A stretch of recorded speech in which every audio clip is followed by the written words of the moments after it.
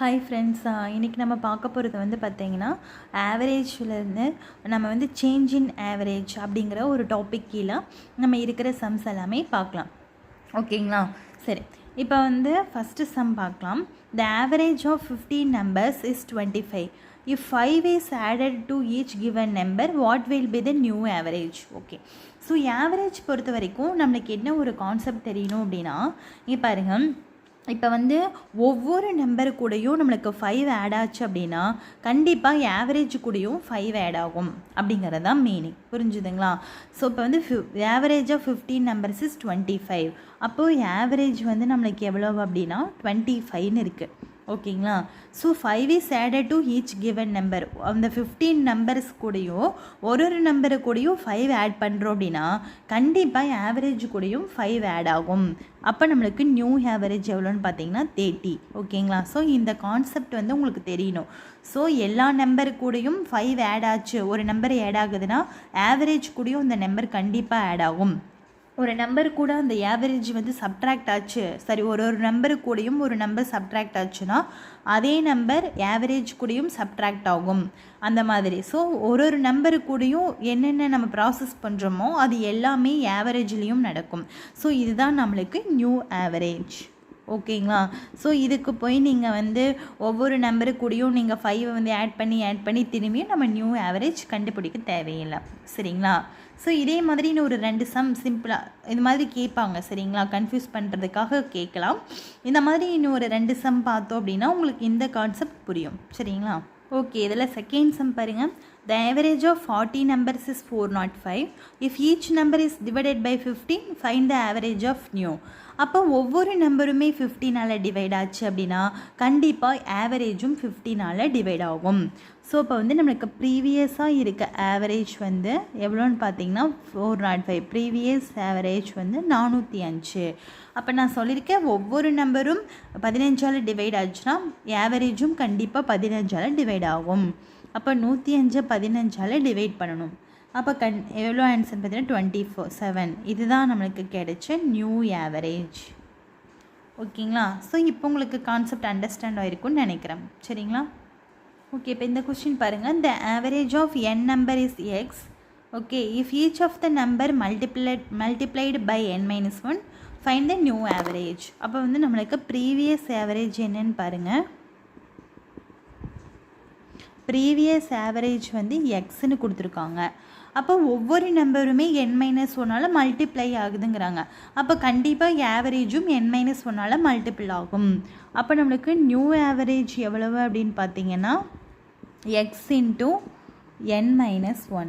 So இதுதான் நம்மளுக்கு கிடைச்ச நியூ ஆவரேஜ். ஓகேங்களா? சரி, ஓகே. இப்போ இதில் வந்து இது முடிஞ்சு இந்த டாபிக் சேஞ்ச் இன் ஆவரேஜ் அப்படிங்கிற டாப்பிக்கில் நெக்ஸ்ட்டு நம்ம என்ன டாபிக் பார்க்க போகிறோன்னா ஆவரேஜ் வித் ரீப்ளேஸ்மெண்ட் அப்படிங்கிற டாப்பிக்கில் பார்க்கலாம். ஓகேங்களா? ஓகே, நெக்ஸ்ட் கொஸ்டின் பாருங்கள். நெக்ஸ்ட் டாபிக் வந்து ஆவரேஜ் வித் ரீப்ளேஸ்மெண்ட் அப்படிங்கிற டாப்பிக்லேருந்து நம்ம சம்ஸ் பார்க்கலாம். ஓகேங்களா?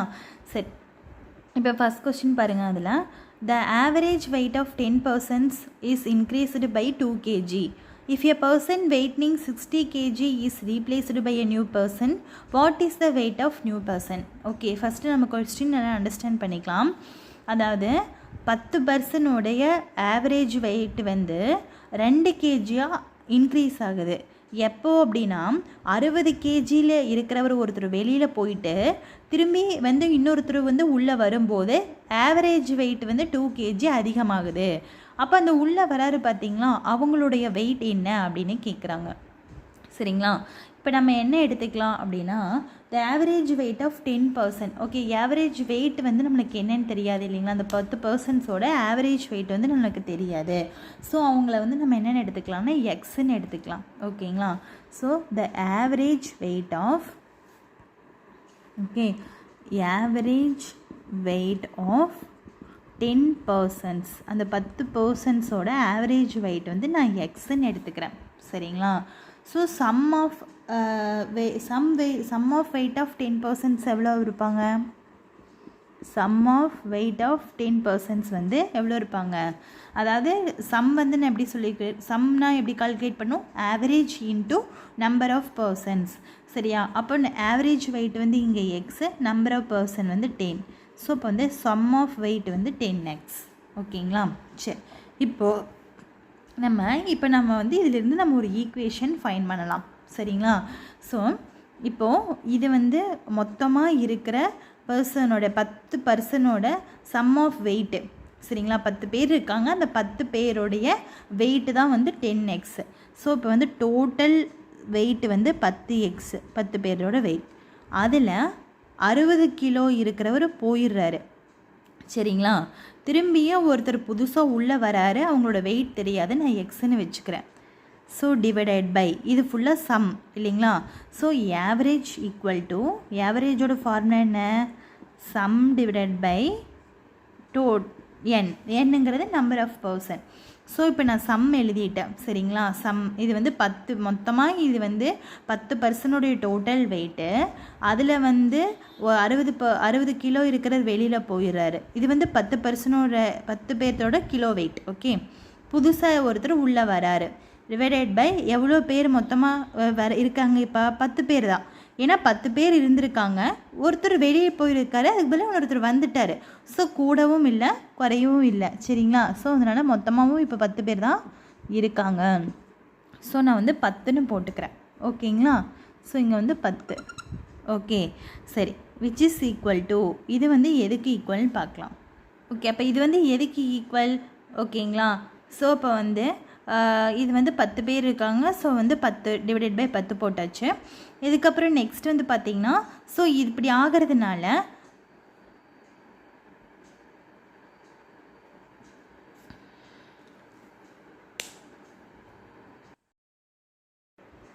ஓகே, இப்போ பாருங்கள். ஸோ இந்த மாதிரி ஒருத்தர் வெளியில் போயின்னு ஒருத்தர் வரதுனால நம்மளுக்கு ஆவரேஜ் வந்து பார்த்திங்க அப்படின்னா என்ன ஆகுது அப்படின்னா இன்க்ரீஸ்டு பை 2 kg. அப்போது average weight of 10% is increased by 2 kg அப்படின்னு கொடுத்துருக்காங்க. அப்போ ஆவரேஜ் வெயிட் ஆஃப் 10% எவ்வளவு நம்மளுக்குன்னு பார்த்தீங்கன்னா இங்கே வந்து எக்ஸு, இது வந்து 2 kg இன்க்ரீஸ் ஆகுது. ஸோ இப்போ வந்து x + 2. புரியுதா? உங்களுக்கு புரியுதான்னு பாருங்கள். இப்போ இது வந்து டோட்டல் வெயிட் ஆஃப் 10 பேரோட டோட்டல் வெயிட்டு. அதிலிருந்து 60 வெயிட் இருக்கிறவங்க ஒருத்தவங்க வெளியில் போகிறாங்க, திரும்பியும் ஒருத்தர் உள்ளே வராரு, பட் அவரோட வெயிட் தெரியாது. ஸோ டோட்டலாக 10 பேர் இருக்காங்க. ஸோ இப்படி ஆகிறதுனால நம்மளுக்கு ஆவரேஜ் வெயிட் வந்து 10 பேருடைய ஆவரேஜ் வெயிட் வந்து 2 இன்க்ரீஸ் ஆகுது, இன்க்ரீஸ்டு பை 2 kgன்னு சொல்லியாச்சு. ஓகேங்களா? ஸோ இப்போ நம்ம இந்த ஈக்குவேஷனை வந்து சால்வ் பண்ணாவே முடிஞ்சிச்சு. அப்போது 10x - 60 + x which is equal to, இந்த 10 இங்கே கொண்டு போய் கிராஸ் மல்டிபிள் பண்ணலாமா? So 10x + 20. ஓகேங்களா? அப்போ வந்து என்ன வரும்னு பார்த்தீங்கன்னா, இப்போ இது எல்லாத்தையும் இந்த சைடு கொண்டு வந்தீங்கன்னா -10x + 10x கேன்சல் ஆயிரும். ஸோ இப்போ வந்து 80. ஸோ இப்போ வந்து எக்ஸ் வந்து எனக்கு வந்து 80ன்னு கிடைக்கும். சரிங்களா? அப்போ வந்து புதுசாக வந்தவருடைய வெயிட் எவ்வளோன்னு பார்த்தீங்கன்னா 80 kg. ஓகேங்களா? 80 kg கிலோ. ஓகேவா? ஸோ ஃபஸ்ட்டு வந்து நம்ம என்ன பண்ணணும் அப்படின்னா, இந்த கொடுத்துருக்கிற கொஸ்டினுக்கு வந்து நம்ம ஒரு ஈக்குவேஷன் மாதிரி ஃபார்ம் பண்ண தெரிஞ்சிட்டாலே போதும். நம்ம கண்டிப்பாக என்ன பண்ணலாம் அப்படின்னா சம்மை வந்து நம்மளால் சால்வ் பண்ண முடியும். புரியுதுங்களா? ஸோ அதே மாதிரி இப்போ நெக்ஸ்ட் கொஸ்டின் பார்க்கலாம். உங்களால் அதுக்கு வந்து ஈக்குவேஷன் ஃபார்ம் பண்ண முடியுதான்னு பாருங்கள். சரிங்களா? ஓகே, நெக்ஸ்ட் கொஸ்டின் பாருங்கள். The average weight of the 8 boys in a boat is increased by 1.5 kg when one of the boy weight 60 kg replaced by a new man. The weight of new man is okay, அதாவது 8 பாய் ஒரு போட்டில் இருக்க 8 பாய்ஸோடைய average weight வந்து 1.5 kg increase ஆகுது. எப்போ அப்படின்னு வந்து பார்த்தீங்கன்னா 60 kg வெயிட் இருக்க ஒரு பையன் வெளியில் போயிட்டு இன்னொருத்தர் உள்ளே வர்றதுனால அப்படின்னு சொல்கிறாங்க. அப்போ நம்ம என்ன பண்ணலான்னா த ஆவரேஜ் வெயிட் ஆஃப் 8 பாய்ஸை வந்து நம்ம எக்ஸ்ன்னு எடுத்துக்கலாமா? இப்போ average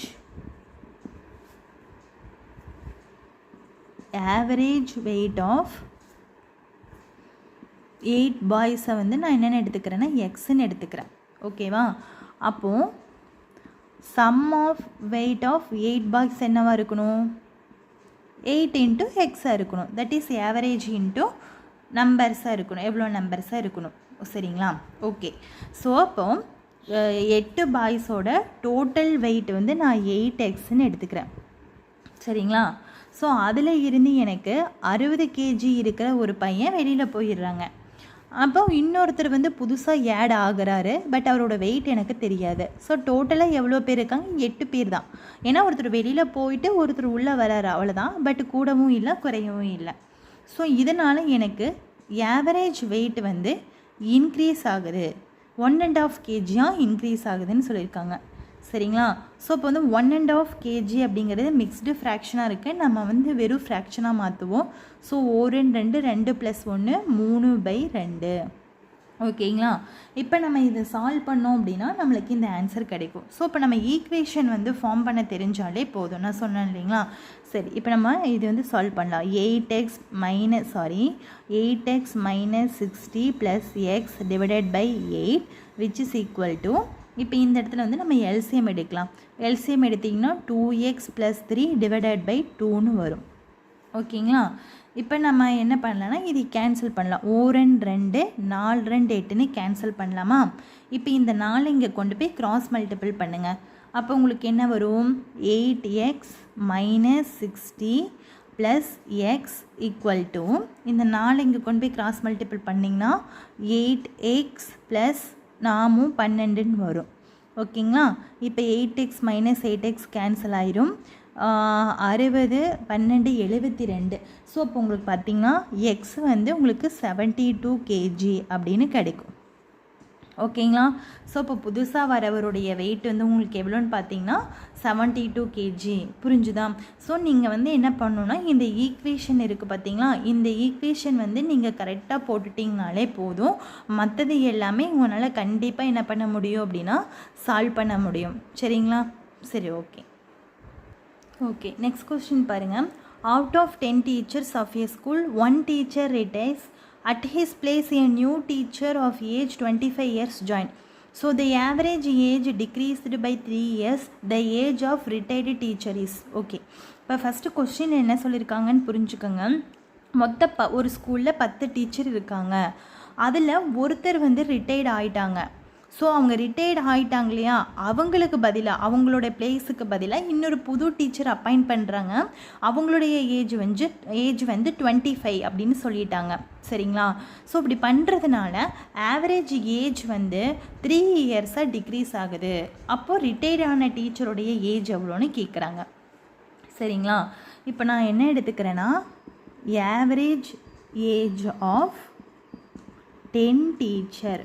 ஓகேங்களா? ஸோ அதே ஸ்டெப் தான். Okay, average age of 10 teacher வந்து எக்ஸ்ன்னு எடுத்துக்கிறேன். ஓகேங்களா? எக்ஸ். ஸோ இப்போ ஆவரேஜ் ஏஜ் ஆஃப் 10 டீச்சர்ஸ் வந்து எக்ஸ் அப்படின்னா sum of age of 10 teachers எவ்வளோவா இருக்கணும்? 10 × எக்ஸாக இருக்கணும். Because of the formula. ஏன்னா என்ன ஃபார்முலா நமக்கு தெரியும்னா average equal to sum divided by என்னா. அப்போது சம் அப்படிங்கிறது வந்து ஆவரேஜ் × என். ஆவரேஜ் வந்து நம்மளுக்கு எக்ஸு, என்னங்கிறது வந்து number of teachers. Okay. So இப்போ வந்து அப்போ டோட்டல் இயர்ஸ், ஓகேவா, அவங்களுடைய டோட்டல் ஏஜ் ஆஃப் இயர்ஸ் மொத்தம் வந்து 10x இருக்குது. ஓகேங்களா? ஸோ டோட்டலாக வந்து எனக்கு 10x. அதில் வந்து பார்த்திங்கன்னா டோட்டல் இயர்ஸ் அவங்களுடைய வயசு. இப்போ அதில் வந்து ஒருத்தர் வந்து ரிட்டையர்ட் ஆகி போயிட்டாங்க. பட் அவங்களுடைய வயசு எவ்வளோன்னு எனக்கு தெரியாது. புதுசாக ஒருத்தர் வராங்க, அவங்களுடைய ஏஜ் வந்து எனக்கு 25ன்னு தெரியும். ஸோ டோட்டலாக இப்போ எவ்வளோ இருக்குது? 10 பேர் தான் இருக்காங்க. ஏன்னா ஒருத்தர் வெளியில் போயிட்டாங்க, ஒருத்தர் உள்ளே வந்துட்டாங்க இல்லைங்களா? ஸோ இது எதுக்கு ஈக்குவல் அப்படின்னா, இப்படி ஒருத்தர் வெளியில் போய் ஒருத்தர் உள்ளே வரதுனால எனக்கு ஆவரேஜ் ஏஜ் வந்து 3 இயர்ஸாக டிக்ரீஸ் ஆகுது. அப்போ ஆவரேஜ் ஏஜ் நம்ம எக்ஸ்ன்னு எடுத்திருக்கோம், அது வந்து பார்த்திங்கன்னா 3 இயர்ஸாக கம்மி ஆகுது. அப்போ இது வந்து கிராஸ் மல்டிபிள் பண்ணுங்கள். 10x - x + 25 which is equal to 10x - 30. So இதை நீங்கள் சால்வ் பண்ணிங்க அப்படின்னா எக்ஸ் வந்து எனக்கு 65 இயர்ஸ்னு வரும். அப்போது ரிட்டையர்ட் ஆகி போன டீச்சருடைய ஏஜ் வந்து எனக்கு 65. ஓகேங்களா? ஸோ இப்போ நீங்கள் வந்து இந்த ஈக்குவேஷன் சால்வ் பண்ண தெரிஞ்சாலே கண்டிப்பாக உங்களால் என்ன பண்ண முடியும்னா இந்த ப்ராப்ளம்ஸ் ஈஸியாக என்ன பண்ண முடியும், போட முடியும். ஓகேங்களா? ஸோ ஃப்ரெண்ட்ஸ், உங்களுக்கு வந்து இந்த கொஸ்டின்ஸ் உங்களுக்கு இந்த ப்ராப்ளம் நல்லா அண்டர்ஸ்டாண்ட் ஆகியிருந்தது அப்படின்னா நீங்கள் இன்னும் ப்ராக்டிஸ் கொஸ்டின்ஸ் நிறையா போட்டு பாருங்கள். ஓகேங்களா? ஏதாவது டவுட் இருந்தது அப்படின்னா கண்டிப்பாக கமெண்ட்டில் கேளுங்க, நான் கிளியர் பண்ணுறேன். சாரி ஃப்ரெண்ட்ஸ், நான் வந்து இங்கே எழுதும்போது எனக்கு கொஞ்சம் மார்க்கர் வந்து நல்லா டார்க்காக தெரியல. சாரி. ஓகே, நெக்ஸ்ட் டைம்லேருந்து நான் கரெக்ட் பண்ணிக்கிறேன். ஓகே, உங்களுக்கு இந்த வீடியோ பிடிச்சிருந்தது அப்படின்னா சப்ஸ்கிரைப் பண்ணுங்கள். Okay, thank you friends.